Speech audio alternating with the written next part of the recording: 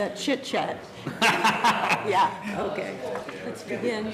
It must be the seat. It must be the chair. Yeah, that's right. Yes. Okay. Welcome, everyone, to the September 27th meeting of the Delaware County Board of Commissioners. And I would like Captain Vance, please, to lead us in the pledge. I pledge allegiance to the flag of the United States of America and to the republic for which it stands, one nation, under God, indivisible, with liberty and justice for all. Thank you, Captain.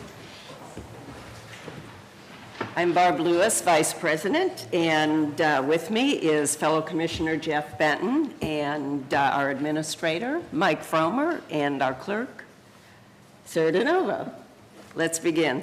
Resolution number 18-1037, in the matter of approving the electronic record from the proceedings from regular meeting held September 24th, 2018. So moved. Second, discussion, vote. Vote on motion 18-1037. Mrs. Lewis? Aye. Mr. Benton? Aye. We should comment for the audio record that Mr. Merrill is absent today. Okay. We have no public or elected comment this morning. We're going to skip item number 4 until things are ready. So, resolution number 18-1038, in the matter of approving purchase orders, then and now certificates and payments of warrants in batch number CMA PR 0926 and memo transfers in batch numbers MTA PR 0926. So moved. Second, discussion, vote.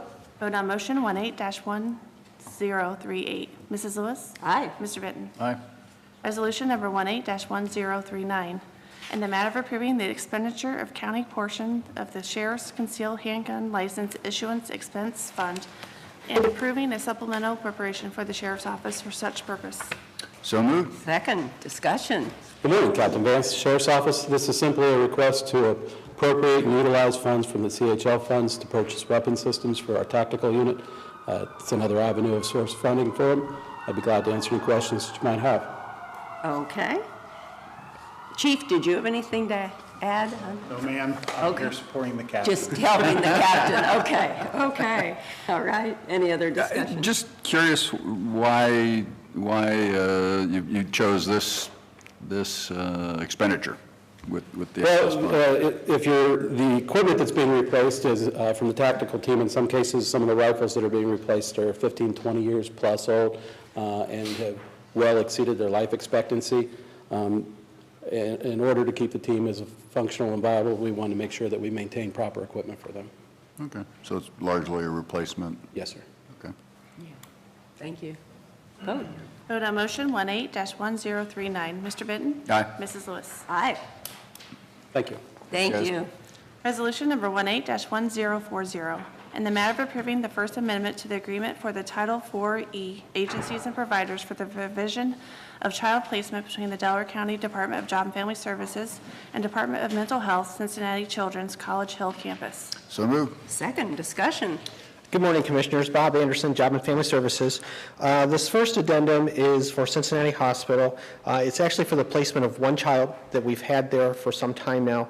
And it's just increasing the amount for the next 6 months. We're anticipating the amount to be incurred between October 1st and the end of March of next year. The per diem rate for this child is $425, and that's why the amount is so high. We have been looking at other placements, trying to find a placement at a reduced cost that meets his needs because he can't be stepped down, and we have not been successful finding a placement that will accept him. The only one that we did find did not carry the insurance as required by the county. And we did in the past ask them to increase that, and they were unwilling to. So he remains in Cincinnati. These funds are available within our budget. They're just part of our appropriations that we're encumbering. At this time, we're not asking for additional funds or any increases in our budget. Are you permitted to say the age of the child? I am, but I'm not aware of his Okay. age. I'm sorry. Okay. All right. Vote. Vote on motion 18-1040. Mr. Benton? Aye. Mrs. Lewis? Aye. Resolution number 18-1041, in the matter of amending the child placement services contract between the Delaware County Department of Job and Family Services, the Delaware County Board of Commissioners, and provider Buckeye Ranch Incorporated. So moved. Second, discussion. Once again, this is an addendum to our original contracts. This is actually the second addendum. increasing the amount. Currently, we have a maximum of $87,000. We are increasing by $179,000 for a total of $266 to cover the costs of 4 children placed with Buckeye Ranch. 3 of those children are right around the $70 per day, with 1 child being about $380 per day. Located there. And again, as stated above, we're not asking for any additional appropriations or budget at this time. We do have the funds available. I did want to point out, I'll probably be returning in the future. We anticipate having to move some money within our budget appropriations, just asking for an appropriation adjustment to put money in there. Also, I know that the county had appropriated monies to be transferred, so we'll probably be asking for that at some point, just to have cash to pay the bills. Okay. You and I had an interesting conversation about going to a blanket appropriation approach instead of individual appropriation by contract. So we wouldn't have to have this many amendments. Correct, yes. to all these contracts. If we could work that out, in my past experiences, we had more of a blanket. So when we signed the contracts, they were kind of I'll say open-ended, because there was not an actual dollar amount assigned per provider. But then we just operated within our appropriations, which saves a lot of time going back and forth. Right now, what they're doing is appropriating low-dollar contracts, and when placements are made, then we're required to increase those. And that's why we're seeing so many amendments. Okay. Yes, I thought that was an idea worth exploring. Sounds Okay. like it might be more administratively convenient. Absolutely, yes. Good point. Vote. Vote on motion 18-1041. Mrs. Lewis? Aye. Mr. Benton? Aye. Thank you. Thank you, Bob. Resolution number 18-1042, in the matter of approving a transfer of appropriations for economic development. So moved. Second, discussion. Bob Lamb, Economic Development Director. Before you is a request to transfer funds from one line item within the department's budget to another in order to be able to fund the Delaware Now Corridor 23 study that we are partnering with Delaware Now and other private sector businesses and organizations to help fund. This study will look at the potential to redevelopment certain areas along 23 and how to best position it for new development opportunities. Happy to answer any questions that you have at this time. We had a good presentation on this a little bit ago, and it's very interesting. I think it will be a good study to do. I'm curious what timeline we're talking about here.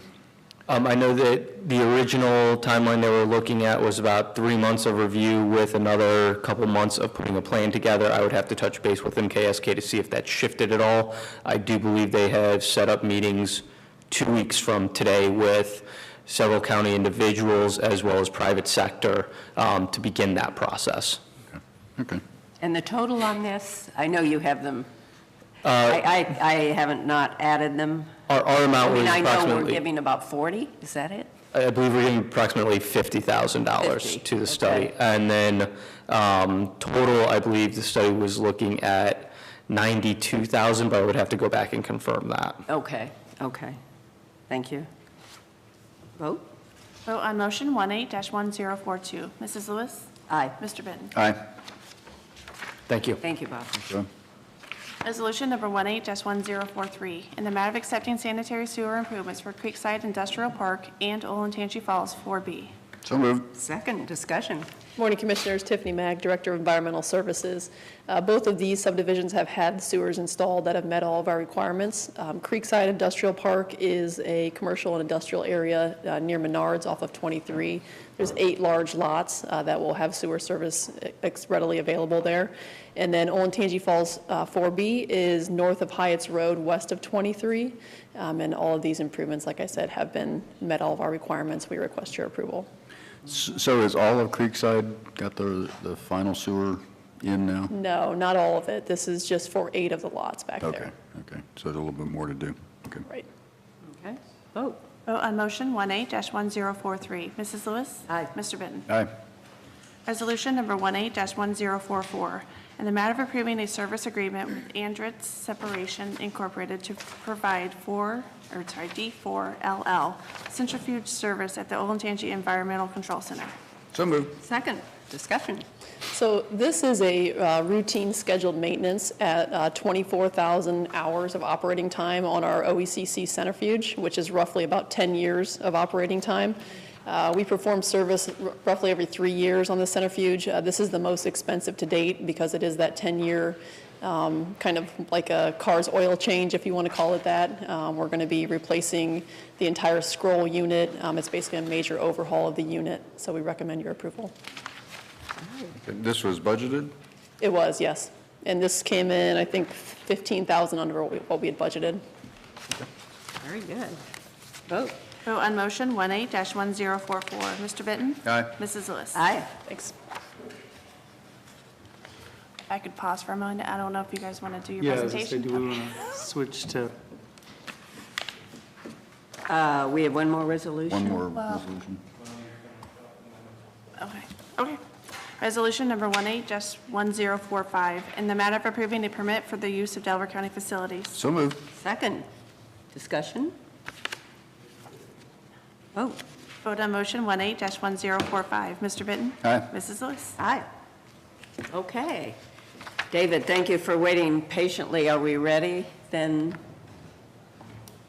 for the Finance Authority? It's all done. We're done with our agenda. Let's hold on the, our reports. yep.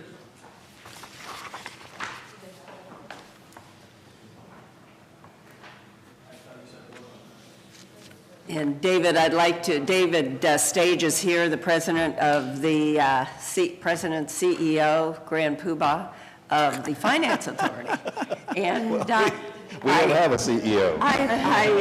well, you're it, yeah, yeah. Yeah, I tag I'm it. Sometimes that's Yeah, the way you're I it, feel. right, right.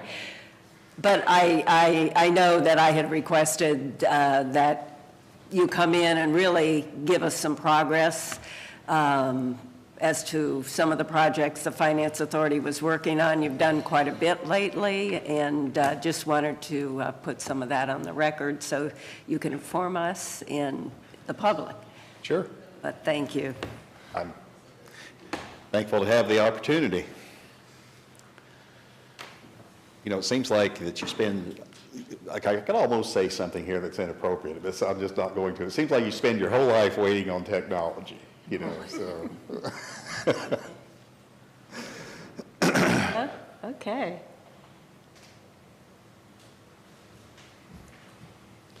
Well, Commissioners, good morning. As Commissioner Lewis said, I'm David Stage. I'm the chair of the Delaware County Finance Authority. I was chair last year, chair this year, and will be chair next year unless they change their mind, which could happen. First, I'd like to recognize that Gary Merrill is not present today. Gary's recovering from yet another softball injury. And, you know, Gary was the only sitting commissioner that was on the Board of Commissioners when I was first appointed to the Finance Authority, I think in 2013 or 14. I forget which it was. And I know that, of course, he wanted to be here today, so. But he may be watching the streaming, wherever that is, so if he is, you know, I'll wave at him. But I did offer to meet with Gary next week one-on-one to go through the, you know, the presentation with him, and I think he's going to take me up on that offer. Thank you. And I will email him the presentation notes or outline, presentation that I pass out to you all after we're finished here. Oh, great. We currently have 7 members. They're listed there with our terms, the year that our terms expire. We have 2 members, Scott Coverly and Frank Reinhardt, whose terms are up for reappointment this year. I expect probably that process will open sometime in October. That's traditionally about the timing. And as far as I know, they both intend to reapply. I have no indication that they will not. Secondly, I would like to take a couple of moments to express our appreciation and acknowledge the tremendous contributions that county staff have made to the operations and functioning of the Delaware County Finance Authority, particularly in the last year to 18 months. Bob Lamb and, well, first Mike Fromer being on board as county administrator has made a tremendous difference in both our ability to get things done, inclusion, and the cooperation that's transpiring between us and the Economic Development Division. So I'd like to thank Mike for the time he puts in. He attends a lot of the meetings. I wish he could make them all, but I understand why he doesn't. And Bob Lamb has been just done yeoman's work for us, especially here in the last year or so, providing really administrative, in addition to his skills and expertise in economic development, he provides administrative support services to the board that were desperately needed. And with the addition of Rob Platt, that was an excellent hire. Rob has stepped up, and he's tightened up some of our processes. Whether we ask him to tighten them up or not, he recognized that they needed that, and he has, and we appreciate his efforts in that area because they are making a difference. Oh, that's great. Thank you. Next, please. I think it was a year or two ago when Bob put his economic development plan together, he recognized that Delaware County was in a critical window for how development plays out in Delaware County. We have about probably a 5-year window that we're working in that's going to determine whether or not we continue to be a bedroom county to the surrounding counties as they add more commercial development, or whether we're successful in increasing our commercial development base to get a better diversity and a better balance between residential and commercial. I mean, the reality is that the dirt that's out there that's available, the developers can probably bring it to market faster and make more money on it building rooftops. But that doesn't help necessarily the county overall, and it certainly puts a burden on the school districts. Because as residential development is added, the schools, it almost puts them in the construction business. They're building facilities about as fast as they can build them to handle the increase in population. And I think my numbers are probably still pretty valid that if you just look at Olentangy School District, for example, to pay for one student's education takes a $700,000 house and about 10 years of property tax collections. That's not sustainable without broader commercial base, unless people are willing to continually vote to increase the property taxes. The areas that we'd like to focus on for economic development are first the digital economy.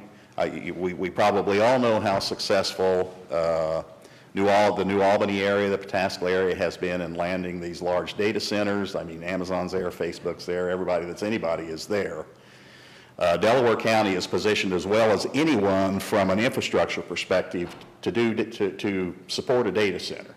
We have a very robust and stable power supply. We have a very robust and stable Wi-Fi network that's in the ground. Most of it's dark, and it shouldn't be.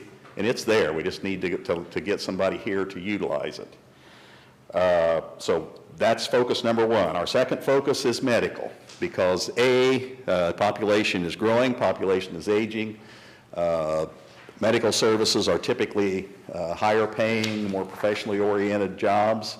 That would be the kind of jobs that we would like to see in Delaware County.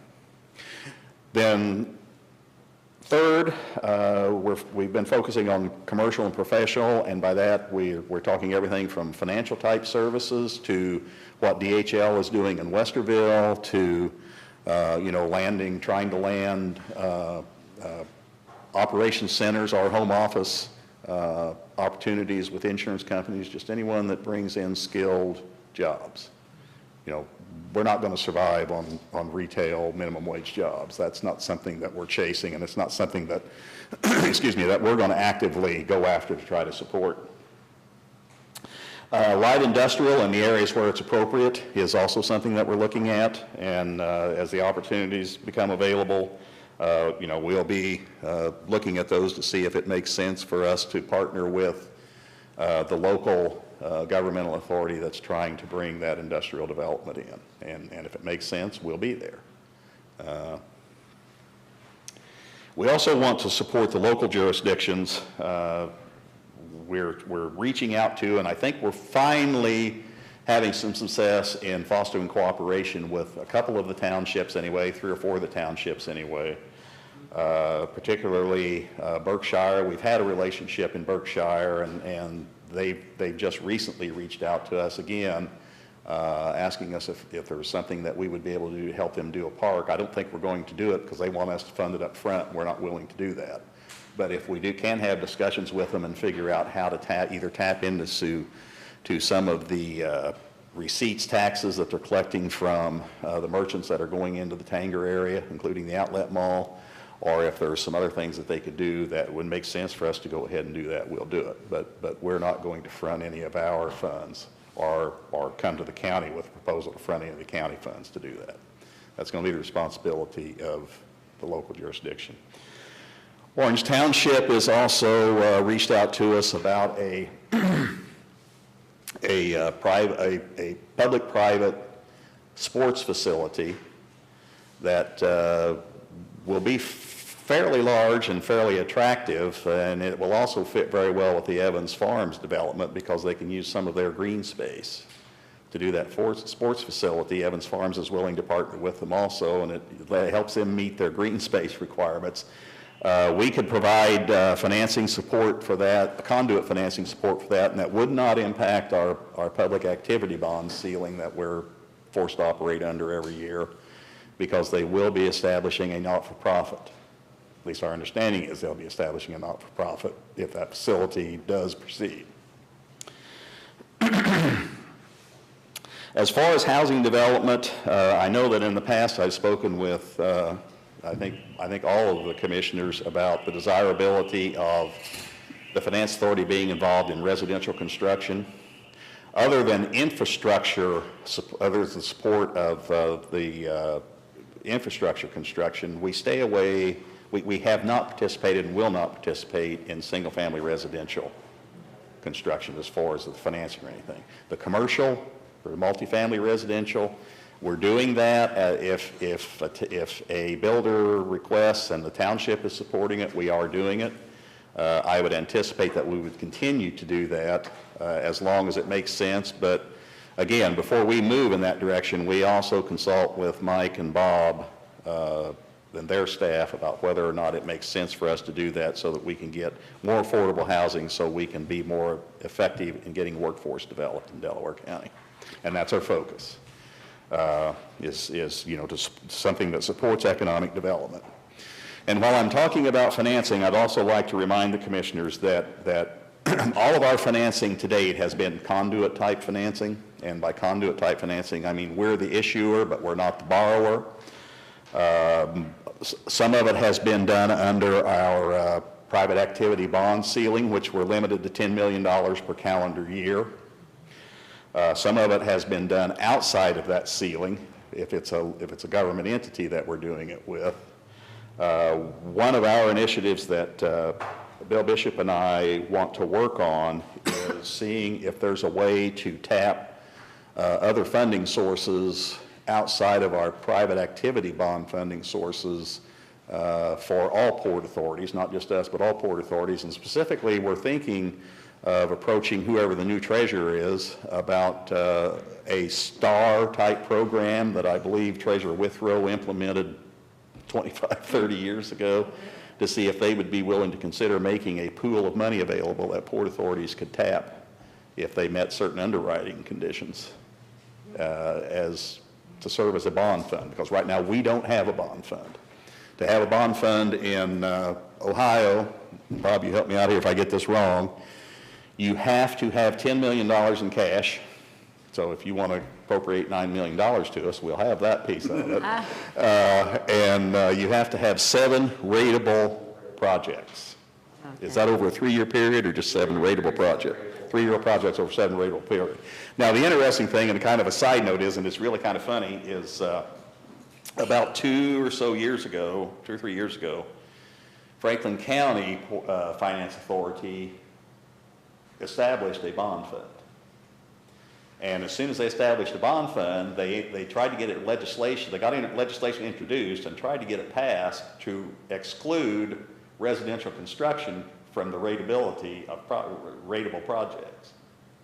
And I think they used almost all residential projects for their rating base. So, those are the kind of games that go on here. I mean, they are a tremendous advantage when you're competing with another county. There's no doubt. But you have to have enough in that fund that it's a difference maker. I don't think a $10 million fund is going to be a difference maker, quite frankly. And the finance authorities that have them have had them for some time, and they also have sources of funding that is both sustainable and predictable into those bond funds that's exclusive, I think, of their fee structures. Right now, we're only fee structures, so, you know, unless something changes, that's going to be a stretch for us to try to get there. When we do our conduit financing, it is all non-recourse, and by that I mean that we get indemnification from the borrower or from an entity where if something would happen if the project were not viable, economically viable, there's no recourse to the finance authority, no recourse to the county to collect the outstanding, you know, the unpaid principal of debt service.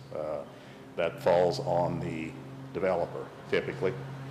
And just as an example, when the Westar project was done, I think there was about $45 million in bond financing that we were not involved in. It was private placement they did, and I believe there was significant personal guarantees from the developer on that bond fund. And finally, we don't, I struggle with how to say this, we don't pick winners or losers, and by winners I don't mean we don't pick projects that are, I'm not talking about projects that are viable. You know, we'll consider anything that comes before us with the exception, probably with the exception of the single family residential stuff. We would not consider retail. But if it's something that has the support of the local community, we're going to look at it. We're not going to pick and choose who we support and who we don't. We want everybody to have equal access to these programs. That's, you know, it's a countywide program. That's the only way it's fair. Next, please. This is a timeline of starting in 2015. Commissioner Lewis and Commissioner Benton, you weren't here the last time I presented to the Board of Commissioners, but Gary was.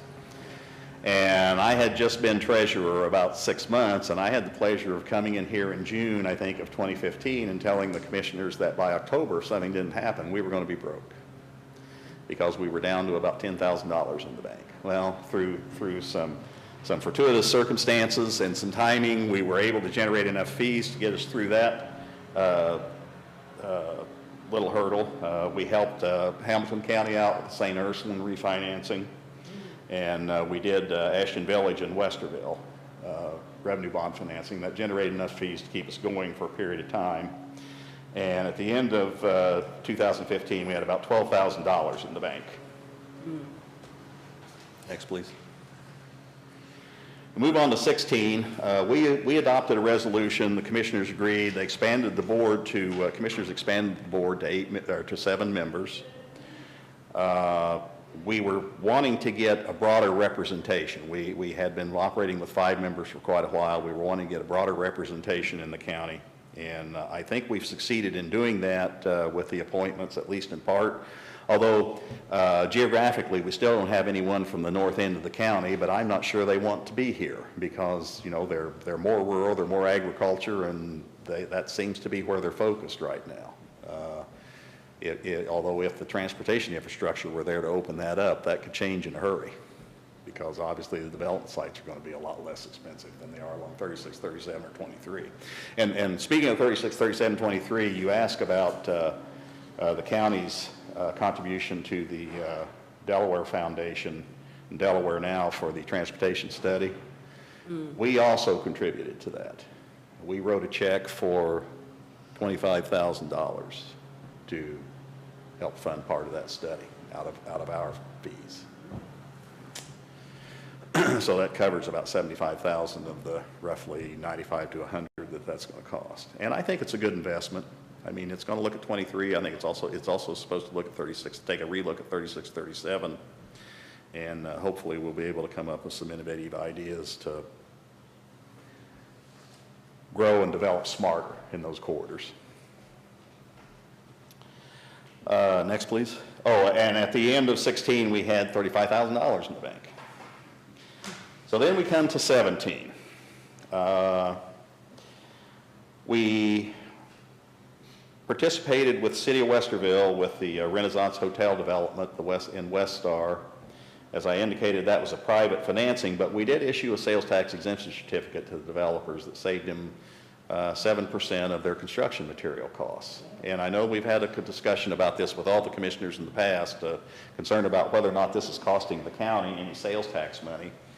And my belief still is that because of the nature of materials that go into these size projects, the steel, the concrete, et cetera, that's probably not coming from Delaware County anyway. So it's not really costing any sales tax revenue here.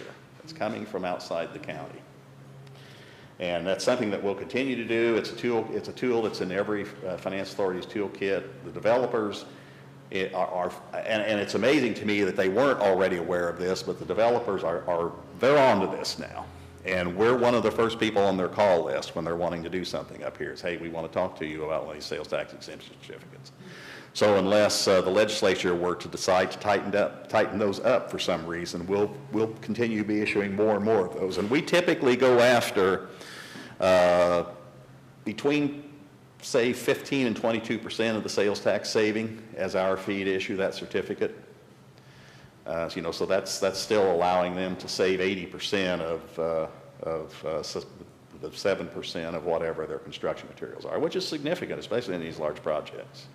They don't make sense for smaller projects because the administrative cost of them is so high.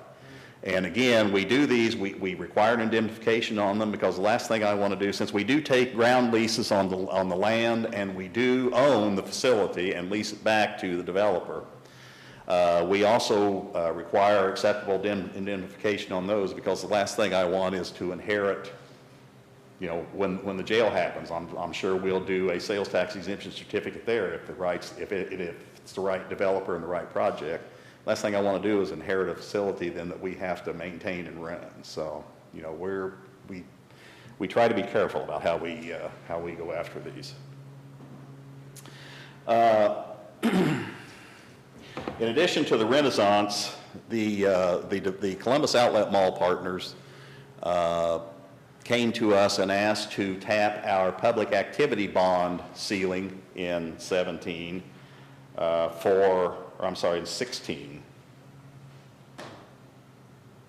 17 ceiling to reimburse them for their first year construction costs of infrastructure associated with the opening of the mall. We did that. We issued $9.8 million in tax-exempt financing. The county was instrumental in cooperating with us to support that with the county's credit structure, and we were very appreciative of that, as was the outlet mall partners.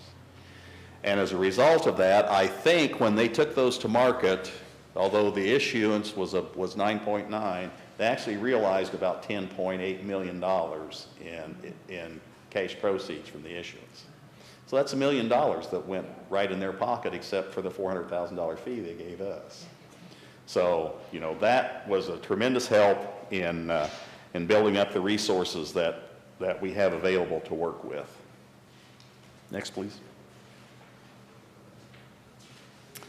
In 2018, we've had several projects. If you saw the paper, you saw the North Lake groundbreaking was yesterday. The North Lake project, we issued a sales tax exemption certificate to the developers for some sewer and surface road infrastructure improvement. We also issued a sales tax exemption certificate to the Schottenstein Real Estate Group for the construction of the multifamily residential component of that first phase of that project at Northgate, just behind Northgate Church there off 3637. And I think, quite frankly, I believe that this project we did in Delaware County will also support the project that we assisted Morrow County with their Dollar Tree distribution center, because people go to work there are going to have some place to live, and there's no place in southern Morrow County for them to do that. That's certainly commutable, so commuting distance, so I think that's going to help them out there. I'm sure you're all aware that we did do the Morrow County, we did issue the sales tax exemption certificate to the developers of the Dollar Tree Distribution Center for Morrow County at Morrow County's request. We've also asked them to, we're in discussions with them now to provide services as their finance authority, since they don't have one. And those discussions are continuing. We're not at the negotiation phase yet. We're still at the discussion phase. And obviously, there are issues that will have to have everyone will have to have assurance there are procedures in place to address things, well, like, well, what happens if we both go after the same project or something? So, you know, it's just those kind of things that make them messier. In addition to Dollar Tree and North Lake, there is a new skilled nursing care facility that's going in at Creekside that I believe they told me the first contact that I had with them was last February. I was coming back from my first trip out to help take care of my brother, and I think they told me that they had somehow managed to secure 104 skilled nursing licenses. And at the time, I was still working with Don in that area, and neither one of us could figure out how they did that, and we wished we knew, but we didn't, and they had them. So it's at least a 104-bed skilled nursing facility, if that in fact was the case, and I don't know, I don't recall I've even heard them say how many assisted living beds might be a component of that. But that will be right there in conjunction with Mount Carmel. If Mount Carmel doesn't have a captive rehab facility, I'm sure that they'll support Mount Carmel in that, and that just seems to make sense. So we joined in that. Marzetti is going to put a new R&D facility in the same general area that is a repurposing of an existing facility, but again, we can do that with our sales tax exemption certificates, and we'll be supporting them in that, add about 80 new jobs at their R&D facility. But the one I want to talk about is the new DHL headquarters in Westerville. DHL went through a competitive process. Westerville and a location in Texas made it to the final cut. And at the groundbreaking ceremonies a couple of weeks ago, Mr. Sunderdeen, who's the CEO of DHL North America, specifically said in his remarks that the reason they stayed in Westerville was because the Delaware County Finance Authority brought those economic development incentives to the table. He said that puts you over the finish line. And to hear that means something. And we're trying to get his permission to use that in some of our marketing material because we don't want to use it without his permission, and we're waiting to hear from them. But we are tremendously proud of that. Yes. I can't tell you how much that meant to us. Next, please. And finally, what do we think we're going to be working on in 19? I'm going to talk about Evans Farms first. Evans Farms, we believe, is getting ready to kick off the first phase of their first commercial component. I really don't want to discuss who's going to be doing that unless we do it in a working session, because I don't think they've announced that yet. But we probably will be participating with them in that with our, I hope, with our private activity bond financing that we still have available left in 18, which is about $6 million. And we'll also be issuing sales tax exemption certificate to them to do that for that commercial component. And it will be nice. It'll be something that, you know, everyone will be proud of in Delaware County when they see it. Because if you've been in downtown Powell along South Liberty, it's going to look a lot like that on the east side of South Liberty Street in Powell. Also, we have the 800-pound gorilla in the room up there, Planet Oasis. We don't know what's going on with that. I'm not sure anyone does at this point. We've had several discussions with David Glimsher about that. We tentatively committed our private activity bond funding for the $6 million that's left in 18 and $10 million in 19 and $10 million in 20, but we put a clawback date on it of October the 12th. And we told him that if he didn't close on the $6 million in 18 money by October the 12th, we were taking all of that back and the commitments were off the table. Of this year? Yes, and I don't think that's going to happen. So, Okay. You know, we're going to be looking at again, like I said, Evans Farms for the 18 money. We'll probably, I've reached out to DHL to see if they'd be interested in our 19 and 20 money to reimburse themselves because they're financing their construction internally. They have their own internal construction group. And although they do use Daimler, I think, as their manager, they do a lot of that internally. See if they're interested in tapping that money to reimburse themselves. And again, that's a fee opportunity for us.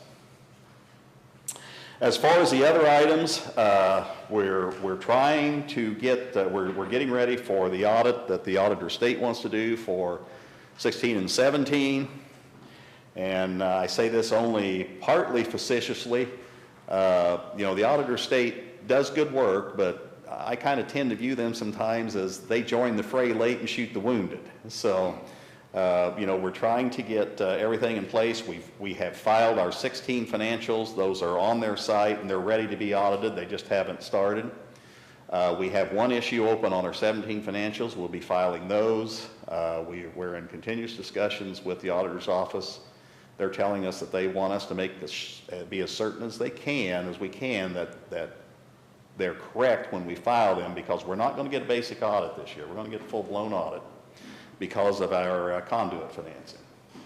And in association with that, we've engaged Plant Moran to prepare financials for us.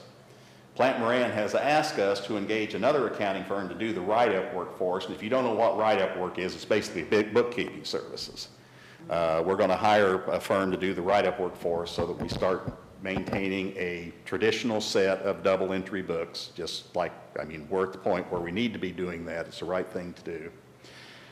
Take that load off of the treasurer.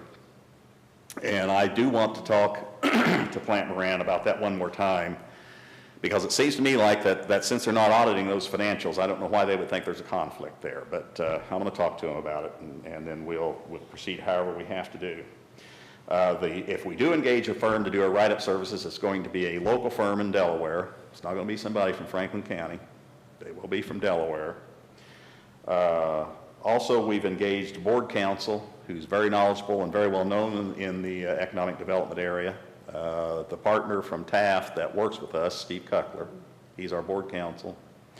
Taft also serves as our issuers counsel, and if necessary, they serve as our bond counsel. Now, it seems like there may be some conflicts there, but I just want to assure you that there aren't, because if we do hire bond counsel and it's Taft, their fealty, if that's the correct word, is to the bond issue, not to any of the parties to that. And everyone's assured us that there aren't any conflicts there that we need to be concerned about.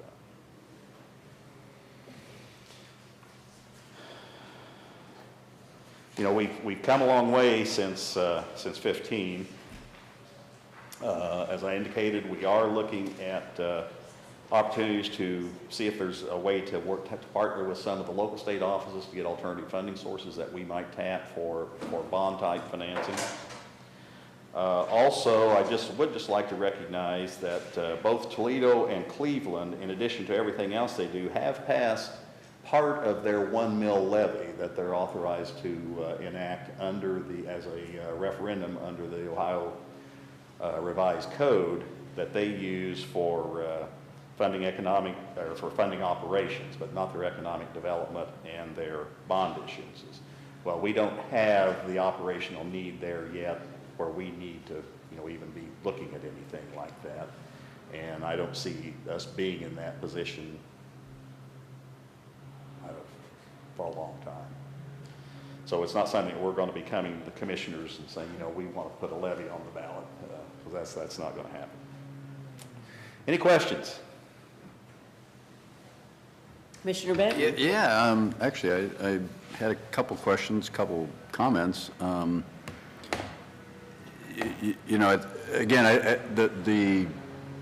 the transformation of the Finance Authority over the last 3 or 4 years is remarkable. From a very quiet, very low activity organization to a very active, very productive group. And so I want to compliment everyone involved in that. Obviously, Dave and right there. Yeah, well, there's a whole bunch of people that contribute. The county staff as well as the Finance Authority, who are volunteers. The Finance Authority board are all volunteers, and they're to a person are very busy people, and yet they are volunteering to lead this effort. And I want to commend them, because we're getting a lot done, and we're setting the stage for long-term economic success in Delaware County, which is, again, the mission. That's the objective. So again, I want to thank you and the other board members, obviously, as well as our county team, for the excellent, just outstanding work that we've done. A couple things I want to go into in particular. We talked about the medical field being one of the initiatives for economic development, as well as the Finance Authority, and one key item that you didn't really get into is the OSU Hospital at Sawmill Parkway and Home Road. And that is a huge facility that's going to be generating jobs and revenues and providing great service to the residents for decades to come. And it's just a huge, again, a huge success. And I know the Finance Authority has played a role in that, as well as the county's team. So I want to recognize that. And then, and just kind of reinforce the DHL transaction. I don't think people understand just broadly just how big that is. I mean, that is a huge deal. And to have the CEO acknowledge the Finance Authority in public at the groundbreaking is tremendous, because it shows, again, with an active, deliberate, engaged Finance Authority, you can get some really big things done. And I don't think it got a whole lot of attention because I think Columbus wanted it, and Delaware County and Westerville got it. So Dispatch didn't want to write about it. yeah, I think that's a big part of why we didn't hear so much about it. But these are great jobs in a great location. And congratulations to Westerville for working so hard on it. Another thing, data center. I know, Bob, you sent out a release last week, I think it was, just announcing that the Greif Park is very open and interested in doing more data centers, and it's a great location for that. So I think that's another example of the success of setting the stage for future economic development, because data centers are really nice employers and companies to have locally. Workforce housing, you touched on that. That's one of the things that we really need, is a challenge in our county. And so if we can, support building some apartments that will support workforce housing, then that's good, again, for the economic success of the company. 5G, could you touch on that and whether the Finance Authority has been involved in, the long-range plan to introduce 5G technology in Delaware County? I know Bob's in that. We have not been approached specifically about that, at least not to my knowledge, unless individual board members have had discussions and just haven't passed them along. But to my knowledge, we haven't been approached about that from anyone.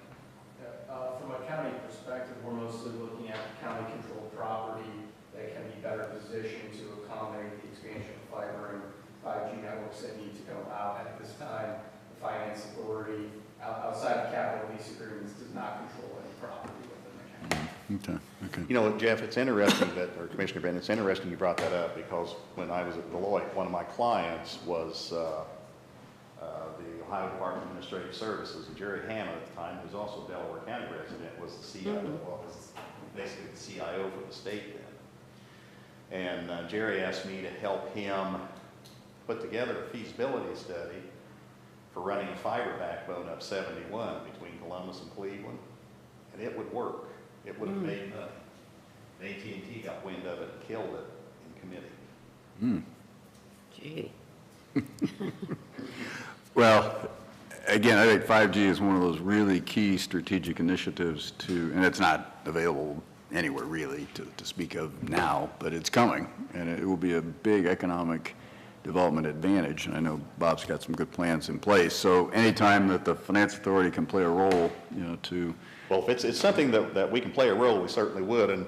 And Bob's more conversant about this, but, for example, I don't know whether a sales tax exemption certificate would even be applicable there, because don't utilities get breaks on their sales tax anyway when they do infrastructure projects? Utilities receive breaks if it falls within certain areas. The tower construction may be something, since those are privately owned, in which the Finance Authority could play a role. Again, it's always looking to see the numbers and determine if it's a beneficial endeavor for parties at the end of the day. Yeah, but if it's something that our participation will make happen or help make happen, we'll be there. I think just one last item, that's Bob and I have had conversation about sales tax waivers on equipment. That would require legislation, and I think it's an idea worth pursuing, with our representatives at the State House, and seeing if we can make that, do that study anyway. Bill Bishop and I have started that discussion. Okay. And we thought there might be a bill. Well, I'll just tell you, we've talked to Rick about it. Rick's very enthusiastic about pursuing this. We thought there might have been he calls it a Christmas tree bill that was already in committee that was going to pass out that we could tack this on to, but he doesn't think there's time to do it. The nice thing about it is when Bill Bishop and I were brainstorming with Rick, we couldn't think of anyone, perhaps other than Joe Testa, who would be against this. I mean, it makes sense for the manufacturers, it makes sense for the healthcare industry, it makes sense for the NFIB, it makes sense for everyone.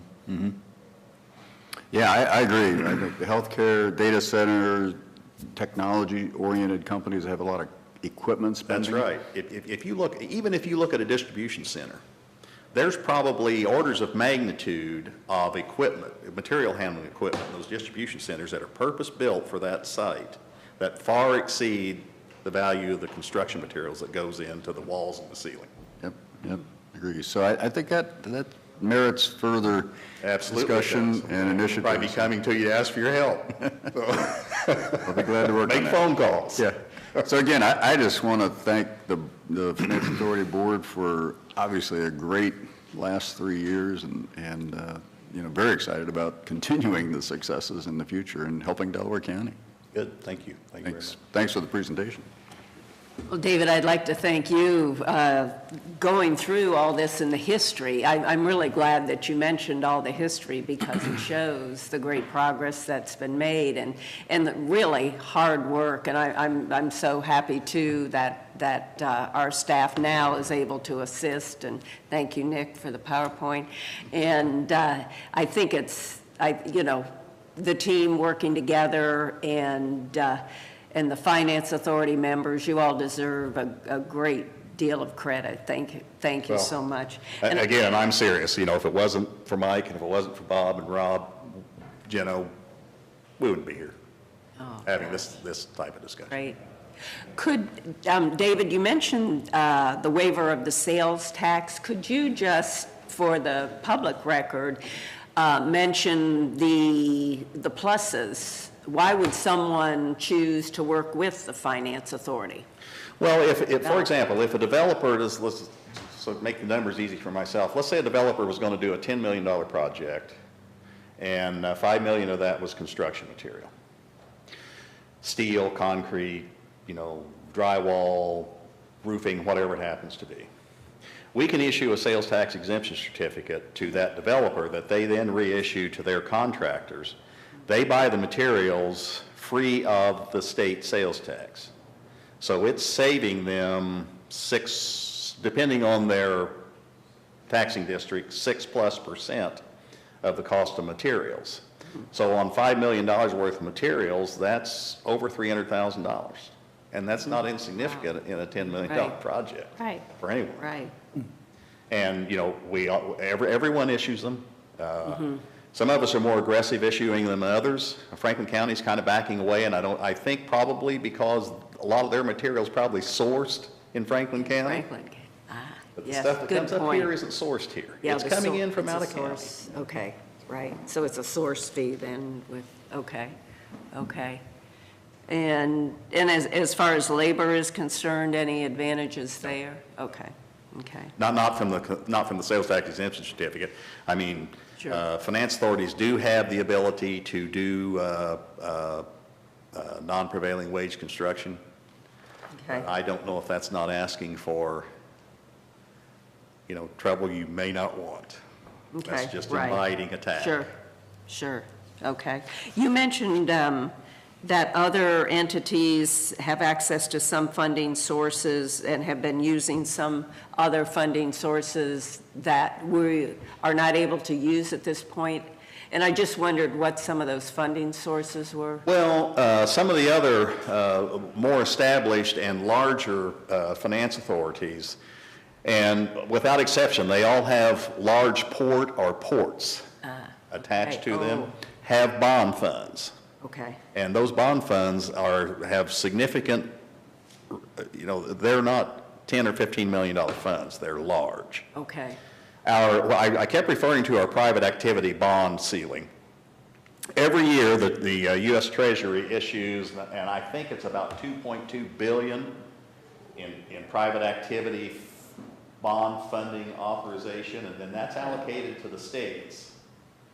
And once each state gets its allocation, I believe in Ohio, the treasurer allocates that among the port authority or the finance authorities in the state. And ours is $10 million. Now, we can Okay. ask for extra. I don't know how successful we can be prevailing to get it. Quite frankly, one of the things we're thinking is that if we can get Morrow County to agree to partner with us, There you go. they'll get an allocation. We'll take that, and obviously we'll have to, give them some assurances we're not going to bring it all down here. But, it does give us more work with it. Oh, great, great. Mike? Yeah, and, well, I was going to say, on Yeah, that go point, this is a new topic from my standpoint, is that the treasurer could, there's a discussion topic where the treasurer could set aside some money to be used by finance authorities as a quasi-bond Well, fund. that's something that, Bill and Steve Kuckler and I want to bring up with whoever the new treasurer is. And, I don't want to get political about this, but, whoever it is, we're going to approach them and see if they'd be interested in making some of the money available that they have to, that the treasurer has custody of for the state to earn a better return than they're getting through their typical investment opportunities. Because I That's think an we interesting could idea. get that for them. And I think if the underwriting controls were in place, there's no risk. Well, I shouldn't say there's no risk, but, the risk would be manageable. One thing I wanted to mention that I forgot to mention, I'm sorry for this, but with over $1 million in the bank, we have taken the steps we need to take to make sure that we have the insurance coverage on those funds. So we have around $250,000 in our checking account. The other $800,000 we put in a money market, and it's enrolled in the treasurer's pool collateral program. And I think we get coverage at 120%. And we've got it set up. Delaware County Bank's doing that for us because, I'm going to use local all I can. Delaware County Bank is doing that for us, and they sweep. So, Okay. We're doing everything we can to make sure that if the economy were to go south, we don't lose all of our money. Great. Mike? Yeah, I just wanted to make a couple observations. When I first went to the Finance Authority meeting, there were two things that jumped out at me. One was the passion. I mean, there's not a group of volunteer board members on a board, and I've been involved with a lot of boards that these guys have passion. The other thing is the thought leadership, the idea generation. I mean, the amount of brain power during those meetings and ideas. That type of board can either end up in frustration or tremendous success. And I think a lot of times they probably borderline on frustration. And we do that, And bounce back and forth in meetings like that. but you can see once the resources and everything, the success comes. And I think the Finance Authority, there's a lot of professional accomplishments that those people bring to the table. I think they'll find that they'll look back and this will be some of the most satisfying work that they've done, even though they're all very successful in their own business careers. I will tell Chairman Stage that being chairman, when you have that much passion and ideas, is not an easy to manage that, to keep it inside the rails. It takes a lot of talent, and you were even, dealing with some family stuff, and you've done an excellent job of, you were coaching an NBA team is essentially what you've been doing. So that's anyway. So I congratulate you guys. I understand it's okay to have the passion and get close to frustration, but because it usually yields some good success. So anyway. Well, Mike, thank you for the kind words. At least you didn't say I was coaching the Browns. Although they have managed to win right now. They've got a winning streak. And you're giving me too much credit. The economic development team here. It's like I said, they were part of that. I think in the frustration mode, and now I think it's great. Now we're seeing the fruits of their skills. yeah, So yeah. absolutely, So. it's just going to get better. Promise. Well, thank you so much, Well, thank you David. for the This has been very valuable, I know, for us, and I know Commissioner Merrill will definitely enjoy meeting with you, and I wish he were here today, but I thank you for meeting with him and going over everything, so. Well, I'm looking forward to it, and All right. don't think I'm not going to jerk his chain about playing softball, because I definitely am going to. We all do that. Have your committee try to enjoy themselves a little bit as they go through the next couple of years, you know, yeah. with all the success, so. Okay. Try to enjoy that a little, enjoy it a little bit. Yeah. Thank you. Thank you, David, and to all the board members. That brings us to administrative reports. Administrator reports? I have nothing further to add. And Commissioner Benton. Just a few things. We had the investment committee meeting at 9 this morning, and everything is going well there. Treasurer Peterson continues to do good work. The Star Ohio Fund yield is up to 211 on Yes. the overnight money, which is, a huge increase in providing a nice investment revenue stream for us. Want to thank Jane Hawes for the employee appreciation lunch that went so well yesterday, or Tuesday. Tuesday. Gosh, time flies. And thank all our employees, who we all, I think, had a really good time serving, and had a bunch of fun with that. And the meal was very good, and Jane ran it very well, as always. So I want to thank everyone for help, and thank the employees for the outstanding work they do. We got regional planning tonight, third Thursday, the state of the schools put on by the chamber. It was always interesting because there is so much going on in the schools. Olentangy's got their 4th high school. So we'll hear more about Olentangy and the others. Evans Farm is having an open house Saturday, tomorrow, or 2 days, from 12 to 2. So I'd be interested in going to that and seeing firsthand how things are going. Went to a Ohio Wesleyan lifelong learning discussion where they're going to talk about rolling out some lifelong earning activities for seniors. They're working with SourcePoint. So that could be a nice addition to the community and help Wesleyan and help the community. And then lastly, 2 o'clock tomorrow morning, Ryder Cup starts. So you can get up at 2 or you can DVR it. So I'll leave it up to you how you want to. Get up at 2. So anyway, just want to make sure everybody knew the Ryder Cup starts. Well, since Commissioner Merrill is not here, was there a new quarterback name or a team? Oh, yeah, the Texas Tech guy. Oh, that Texas Tech guy. Yeah. Oh, Baker wow. Okay. Thank you. I don't have anything, and we do have need for executive We session. do. Resolution number 1046, in the matter of adjourning into executive session for consideration of employment compensation of a public employee or public official. So moved. Second, discussion vote. Vote on motion 18-1046. Mr. Benton? Aye. Mrs. Lewis? Aye. We are now recessed into executive session.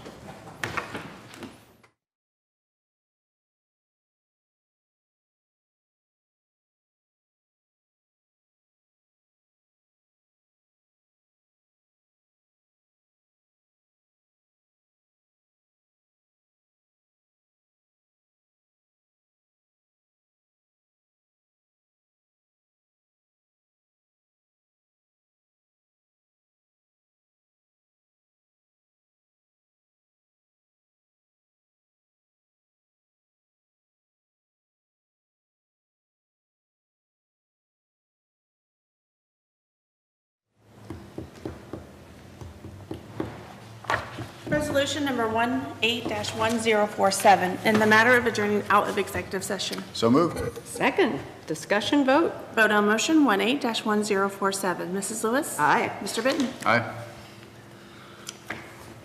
I hear nothing else, so therefore we are adjourned. That's an extra big one. That was loud.